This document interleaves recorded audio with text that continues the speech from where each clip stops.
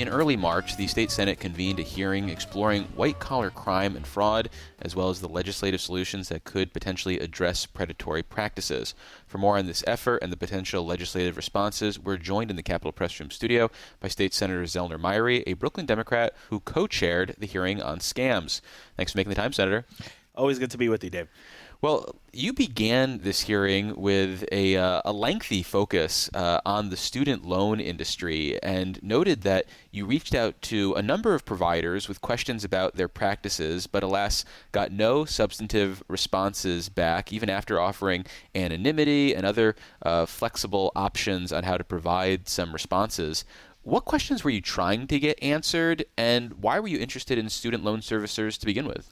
Billions of dollars in student loan payments every single year coming from New Yorkers, including myself and many of my peers. You're still paying student loans? I'm still paying student loans. Did you not apply for the Lombardo Scholarship? I did not. Wasn't fortunate enough. Sorry to hear that. Okay, I'm going to submit a late application to get in.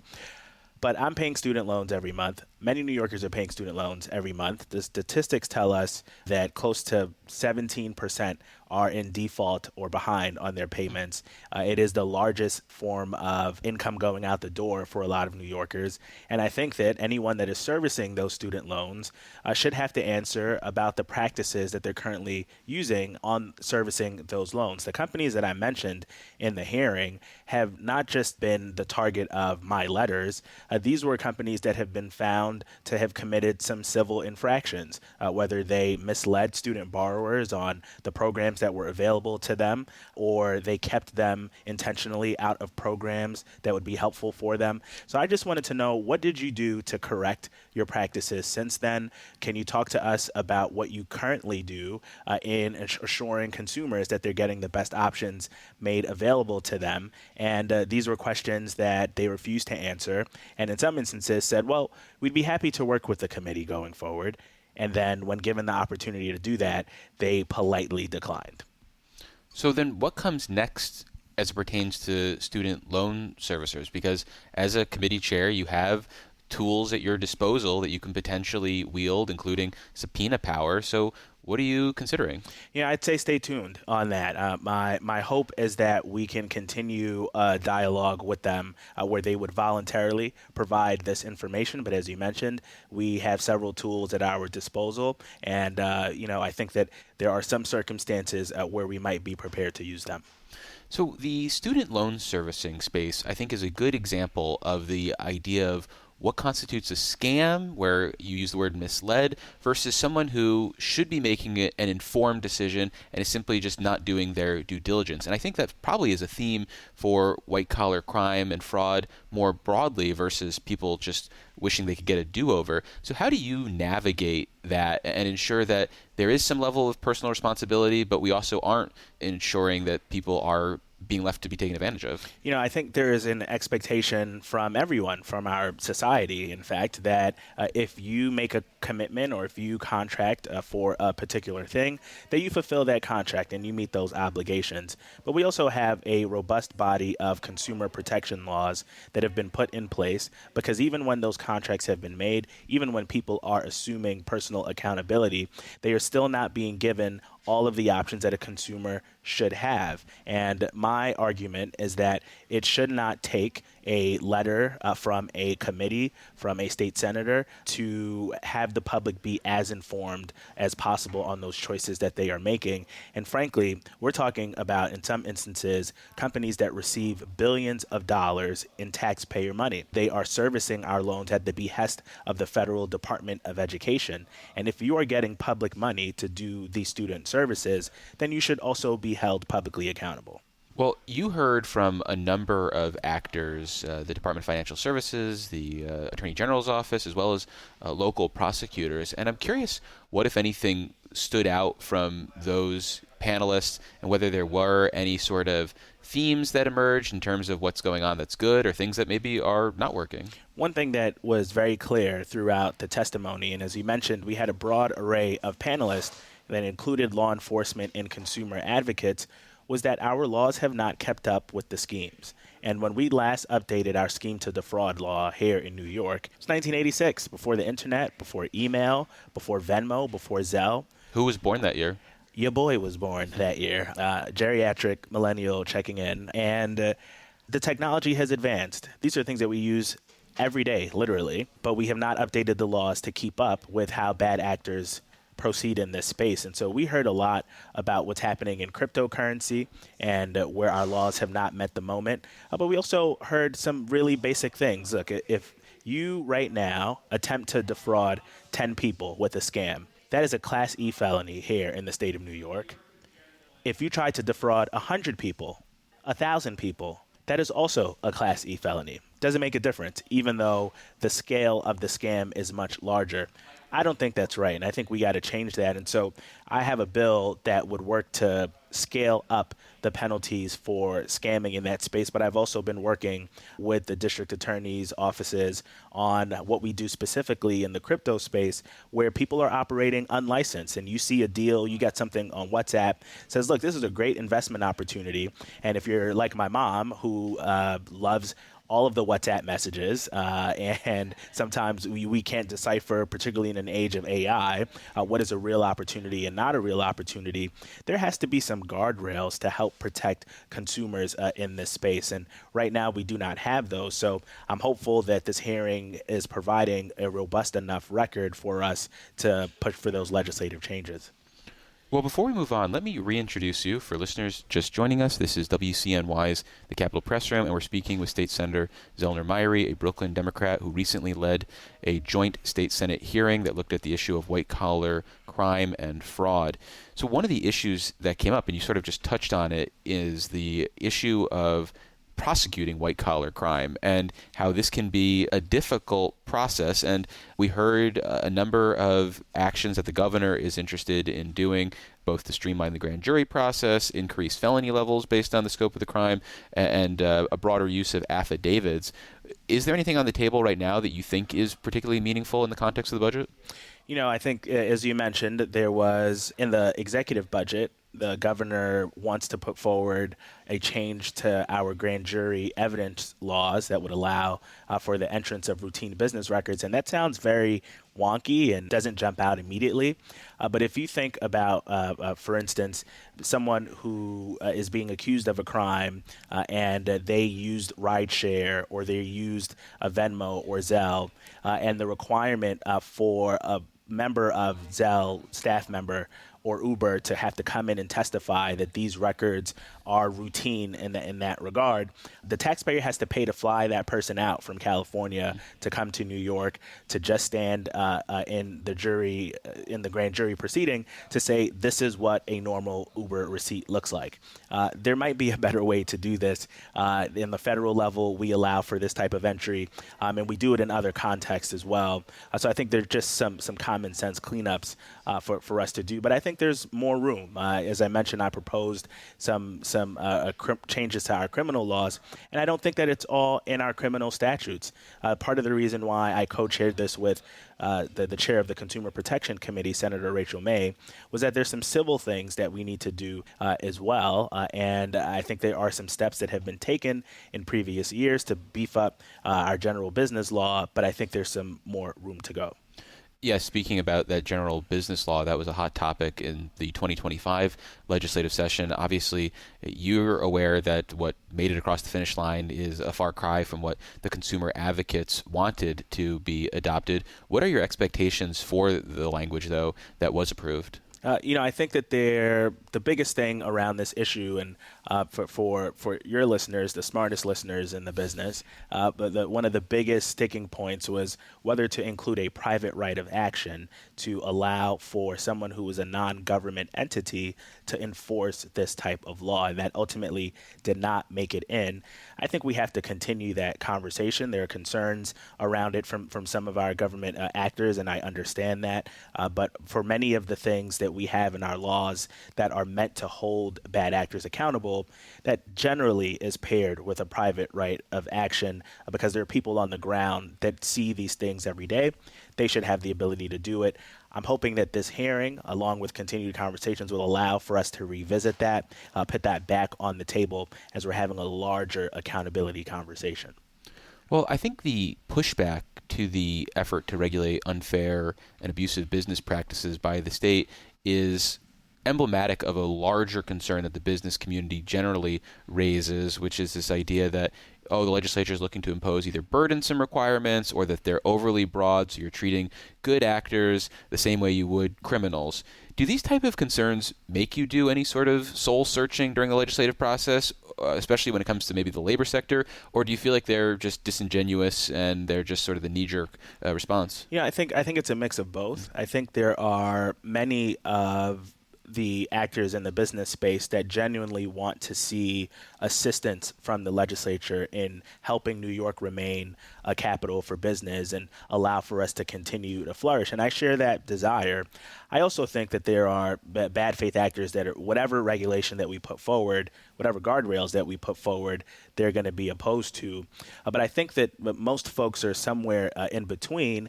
And I think for individuals who want to conduct business in this state, you want an environment where everyone feels safe to conduct that business. That is actually good for business. So if you're talking about the cryptocurrency space, a newer space, a newer technology where there aren't as many guardrails as there probably should be, people who are doing activity there, I think, want to attract more people into that space. The only way you're going to get more people in that space is if they feel safe to engage. So we have a role. Our responsibility is generally to the people who have the least amount of power in the system, the people who have the least amount of information, and that requires us to put some safety guardrails there. Look at the long history of our financial institutions in this state. As the financial capital of the world, there was a time where it was the wild, wild west, and we saw the consequences of that. So this is an iterative process that is going to require for us to continue to look at the circumstances.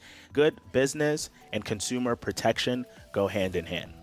And after a quick break, we'll continue our conversation with State Senator Zellnor Myrie, a Brooklyn Democrat who recently co-chaired a joint state Senate hearing on how to address white-collar crime and fraud in New York. Support for the Capitol Press Room comes from O'Donnell & Associates, a public affairs firm providing strategic guidance to businesses and nonprofits on navigating policy and regulatory issues. More information is available at o'donnellsolutions.com.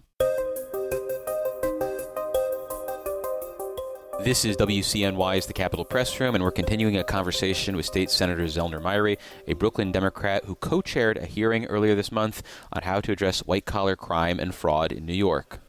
Well, you mentioned the need for consumer protections in the crypto space, and that has been an area where the state's Department of Financial Services has been actively engaged, and some might say a nationwide leader compared to what might be happening or not happening at the federal level. But that brings me to the Department of Financial Services and the fact that we have an acting superintendent right now, potentially could come up for confirmation later this year, probably with about 5 minutes to go in the end of session. If that does happen, any sorts of questions that you would want to run by her, whether it has to do with crypto or other areas under the purview of DFS, and maybe get some guarantees about how they might do things moving forward? Yeah, the DFS sent a representative to our hearing, and they testified, provided written testimony as well, and talked about a lot of the work that they're already doing in this space, particularly as it relates to student loans and crypto. And they're doing, as you said, I think, nation-leading work in the cryptocurrency space. Having a BIT license has, I think, set the pace for what the conversation will be about market structure and all of the big federal divisions around who should regulate, et cetera. I think that the acting superintendent is someone that has been at DFS working specifically in that space. So I look forward to seeing her continued leadership on that as we try to figure out what to do on the criminal side, not the civil side. And, I also will be curious to see what more they could do in the student loan space. One of the things we raised in the hearing was just giving more guidance to people on what to do if they feel like they've been taken advantage of, whether that has been in a student loan scheme, whether it has been in a cryptocurrency scheme, and making it much more accessible to the consumer. And so I'm hoping to have that discussion if and when she comes up for confirmation. that idea of having an avenue for people to report to if they feel like they've been taken advantage of, by my count, you could turn to the Department of State, you could turn to the Department of Financial Services, you could turn to the AG's office. There's probably others that are specific issue-oriented that I'm not even thinking of. Did you get any sense that there is meaningful coordination between all of these players, or that they all have their own repository of complaints and their own repository of how we're handling all these issues? I think there is a lot of division of labor in this space, and it's something that we raised in our questioning was the possibility of there being more collaboration, because ultimately our responsibility is not to an agency or a division, but to the people of this state. And there is, I think, a principle of ease of access where if it is too complicated, if you have to go to too many people, it's like when you're laying back and you're trying to figure out what to watch and there are a million options on all of the streaming things. If we make this process much more easier and we encourage collaboration, I think that consumers who are taken advantage of are going to have that ability to use it. Part of this is just natural, healthy government tension. Everyone has their space. Or silos, or silos, if you will, where people have their things and this is my area and I'm going to tackle this. And there's like jurisdictional overlap. There's some things that, the Attorney General has the ability to go after, that DFS also has the ability to go after. And if you are working in any of those agencies, you naturally are going to want to have as broad a jurisdiction as possible. I think it is on the legislature to figure out how to make all of this make sense to the consumer. In terms of the legislative response to fraud and abuse, from my perspective, and you could disagree with me, safe space for that, it seems like it's always, well, I've got a new bill to propose, and it's never, well, let's follow up on how the existing laws are being actually administered and implemented. Your hearing was an interesting one. There are not that many hearings in the legislature given the number of bills that are passed each year. So is that something that needs to change, or is there some other form of oversight that the legislature could do? I think we have to really utilize our ability to call hearings, to have people come testify before us, both people who have expertise, but also people who are on the ground and facing the consequences. As you can see, the breadth of our panelists, it, of course, included our law enforcement officials, but we also heard from a pastor of a church that is going through a foreclosure proceeding now. We heard from consumer advocates. We heard from representatives of employees who were taken advantage of by way of wage theft. And they also were able to tell us how the laws are working and how they are not working in this moment. So I love hearings because you get a treasure trove of information and direction on which way you should be going. We are, I think, more active during the budget season because we're bringing in all of the agencies, and everyone, of course, cares about the money and the resources. But I would love to see us do a lot more in that space. And it's not just restricted to happening during session. When I first got into the legislature, I chaired the elections committee.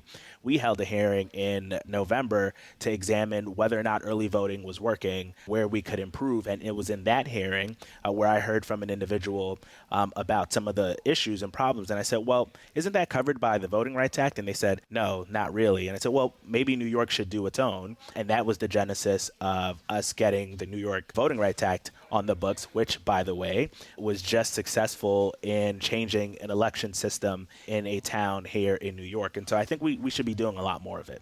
And hear more about the new Town of Newburgh election districts in the Capitol Press Room archives with our conversation with David Imamura. But the idea of the legislative capacity, though, I know how many staffers lawmakers have, and it's not a lot if you want to be aggressive with all of the different areas that the legislature touches on, especially in the white-collar area. So does the legislature need more bodies? Do they need to grow their staff, especially that central staff, which might have more expertise? Yeah, let me just say that our staffs do an incredible job of trying to manage the workload already. You know, you got to balance both what is happening up here in Albany during the legislative session while being concerned about constituent issues and frankly, what most people interact with the office on whether we're going to help them with their particular constituent case. Sure. But I'd love to see perhaps a Lombardo Fellowship where we get a lot more staff. There are people that don't see. I was just talking to someone about this the other day. When I graduated from law school, there is a funnel that you go through on what the public service areas should be. And they say, well, you could be a public defender, or you can go be work in a prosecutor's office or an AG's office, or go to a law firm. And being a lawyer for the state legislature is often not seen as a viable path, and certainly not leaving a law firm and being a state legislator. I think we got to do a lot more engagement from our higher education stage to say this is a viable path for you, and we can build up, I think, a lot of expertise and talent to have so that we can do these things that our Constitution allows for us to do. Well, finally, I want to come back to the issue of the civil penalties, and that is something that's addressed in your legislation. And I'm curious how you were approaching that issue and how you think about the approach by state agencies currently and their ability to potentially impose things like fines, because it seems, and again, this is removed, I'm not in the weeds on this, but it seems that they are typically hesitant to lay down the hammer, so to speak, with civil fines. And obviously there's a case to be made for engagement and outreach and education, but at some point you have to be that bad cop, I imagine. So how do you think about civil fines, and does there need to be a mechanism to ensure, one, they're bigger and more meaningful, and two, that they're actually maybe being required to be triggered? I'm on the more aggressive side on this spectrum, because I think that for those corporations, other bad actors, they are pricing this stuff in. They are viewing the penalties as the cost of doing business. And because the penalties are both not significant enough and do not come frequently enough, they believe that they can proceed with impunity. So I would err on the side of both increasing the number of fines and ensuring that they are coming down with some more frequency and predictability. The whole point of a fine structure is to discourage the bad behavior. And if you know that you are going to be able to do this oftentimes without getting the fine, then you're going to continue on that bad behavior path. I don't think that we should have a natural disposition to penalize. Our role is to allow for the market or whatever particular economy to do what it has to do.